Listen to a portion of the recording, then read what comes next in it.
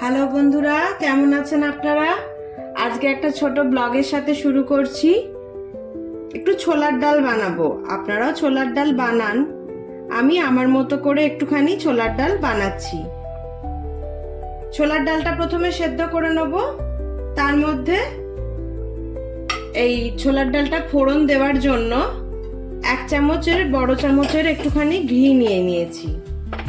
ঘি নিয়ে তাতে একটা তেজপাতা ফোড়ন দেব, একটা শুকনো লঙ্কা ফাটিয়ে দিয়ে দেবো।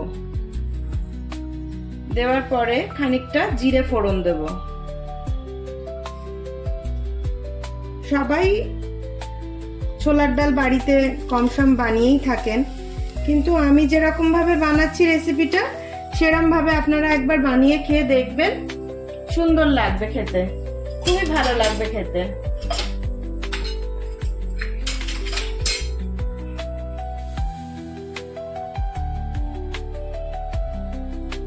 এই ফোড়নটা একটুখানি ফুটে ফোড়নটা হয়ে গেলে, ফোড়নের গন্ধটা একটুখানি বেরোলে, জিরেটা একটুখানি কালো হয়ে এলে, তখন আমি এর মধ্যে একটুখানি আদা গ্রেট করা দিয়ে দেবো।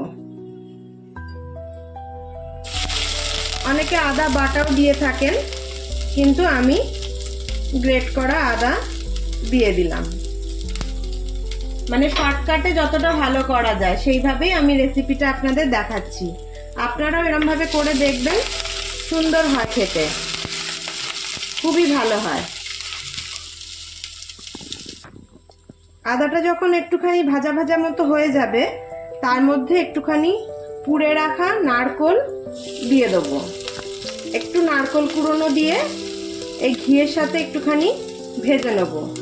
পরিমাণ মতো দেবেন, আপনাদের ডালের পরিমাণটা কতটা কি আছে সেই পরিমাণ মতো, সামান্য একটু বেশি, সেই পরিমাণ মতো আপনারা নারকেল কোড়াটা দেবেন। নারকেল কোড়াটা দিয়ে এর সাথে একটুখানি ভাজা ভাজা মতো করে নেবেন। যখন এটা ভাজবেন তখনই এর মধ্যে হলুদ গুঁড়ো, ডালের পরিমাণ অনুযায়ী হলুদ গুঁড়ো দেবেন, একটু লঙ্কার গুঁড়ো। ছোলার ডালে তো বেশি ঝাল হয় না, তাও একটুখানি ঝাল লঙ্কার গুঁড়ো দিলাম টেস্টের ব্যালেন্সের জন্য। আর নুন, এটা দিয়ে দেবো। পরিমাণ মতো নুন দিয়ে দেবো। ডালের পরিমাণ মতো নিয়ে আমি নুনটা দিলাম। যতখানি ডাল, আমার এই 250 গ্রাম ডাল আছে, 250 গ্রাম ডালের পরিমাণে আমার যতটা, যেরকম আদা গ্রেট করা বলুন, নারকেল কুড়োনো বলুন, যেটা লাগবে আমি সেটাই দিলাম। এটা আপনাদের যদি 500 গ্রাম ডাল থাকে সেই পরিমাণ অনুযায়ী আপনারা দেবেন। একবার অন্তত এরকম ভাবে রেসিপিটা ট্রাই করবেন, ভালো লাগবে খেতে। দেখুন, নারকেলের সাথে আদা, গুঁড়ো মশলা সব একটু কষানো মতো হয়ে গেছে। এবার সেদ্ধ করা ডালটা এর মধ্যে দিয়ে দেবো। অনেকেই নারকেল কুচিও দেন, টুকরো টুকরো করে কুচোনোটাও দেন অনেকে, কিন্তু আমি কোড়ানোটা দিলাম। কোড়ানোটা খুব সুন্দর লাগে, অনেকের মুখে পড়লে ভালো লাগে, অনেকের আবার মিহি থাকলে ভালো লাগে। তো যেটাই হোক, আপনারা অন্তত একবার এইভাবে করে দেখবেন, রেসিপিটা খুব সুন্দর হয় খেতে।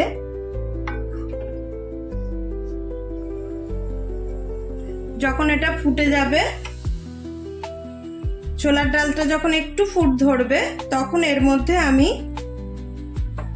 ঘরে তৈরি করে রাখা আমার যে গরম মশলা আছে সেটা একটুখানি দিয়ে দেবো। সামান্য, অল্প, একদম সামান্য, জাস্ট একটুখানি গন্ধ আর ফ্লেভারের জন্য। আর মিষ্টির জন্য আমি এখানে ব্যবহার করব আখের গুড়। অনেকেই চিনি দিতে পারেন, কিন্তু আমি একটুখানি আখের গুড় দেওয়াটা রান্নায় পছন্দ করি, তাই একটু আখের গুড় দিয়ে দিলাম। এই মিষ্টিটা আপনাদের পছন্দ অনুসারে, কেউ যদি একটু বেশি মিষ্টি খান, একটু বেশি মিষ্টি দেবেন, কম খেলে একটু কম দেবেন, তবে ছোলার ডাল একটু মিষ্টি মিষ্টি ভালো লাগে। এই ছোলার ডালের সাথে গরম গরম ফুলকো লুচি, আহ কি সুন্দর যে লাগে। আমার ছেলের হঠাৎ করে বায়না, সে ছোলার ডালের সাথে ঘিয়ে ভাজা লুচি খাবে। তো সেই কারণেই আজকে ছোলার ডালটা করলাম। তো করলাম যখন, আপনাদের সঙ্গে, বন্ধুদের সঙ্গে একটু শেয়ার করি আমার রেসিপিটা, কেরমভাবে আমি ছোলার ডালটা বানাই। আপনারাও এইভাবে বানাবেন। কেমন লাগলো আমাকে অবশ্যই জানাবেন, শেয়ার করবেন, কমেন্ট করবেন, সাবস্ক্রাইব করবেন। সাবস্ক্রাইব করার সময় বেল আইকনটা প্রেস করে দেবেন, যাতে এরকম ছোট বড় যাই রেসিপি করি না কেন আপনাদের কাছে যাতে পৌঁছে যায়। তাহলে বন্ধুরা দেখুন, ছোলার ডালটা একটু ফুটে যাক, ফুটে গেলে গরম মশলা মিষ্টি সব একসঙ্গে মিশে যাবে। তারপরে আমরা এটাকে সার্ভ করব। লুচি, পরোটা, রুটি যে কোনো কিছুর সাথে আপনারা এটা বানিয়ে খাবেন। দেখুন বন্ধুরা কি সুন্দর ছোলার ডালটা হয়েছে। অবশ্যই বানাবেন, বানিয়ে আমাকে একবার অন্তত জানাবেন রেসিপিটা কেমন লাগলো। খুবই ভালো হয় খেতে। আর এর সাথে যদি গরম গরম একটুখানি ঘিয়ে ভাজা এরকম লুচি হয়, তাহলে তো আর কোনো কথাই নেই বন্ধুরা। আমার ছেলের বায়না ঘিয়ে ভাজা লুচি খাবে ছোলার ডাল দিয়ে, তাই আজকে ঘিয়ে ভাজা লুচির সাথে ছোলার ডাল। রেসিপিটা অবশ্যই ট্রাই করবেন, আমাকে জানাবেন কমেন্টে কেমন লাগলো রেসিপিটা। ভালো লাগলে অবশ্যই নতুন বন্ধুরা সাবস্ক্রাইব করবেন। তাহলে ভালো থাকবেন বন্ধুরা। আবার একটা নতুন কিছু ছোট রান্না, নতুন ব্লগ নিয়ে ফিরে আসবো। টাটা বন্ধুরা।